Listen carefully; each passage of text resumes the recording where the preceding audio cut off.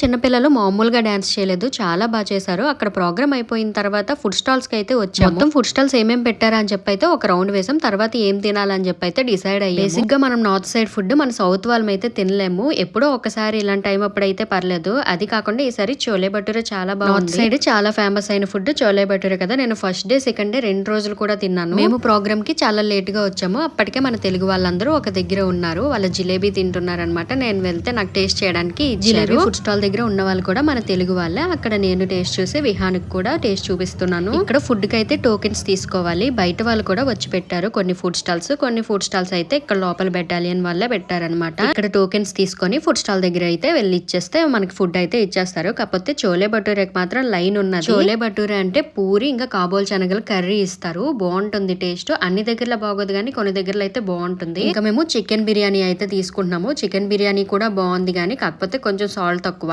Video అయితే ఇక్కడ end చేసేస్తాను. మీకు వీడియో నచ్చిందని అనుకుంటున్నాను. ఒకవేళ నచ్చినట్టయితే ప్లీజ్ సబ్స్క్రైబ్ చేయండి అండ్ లైక్ కూడా చేయండి. ప్లీజ్ కామెంట్ కూడా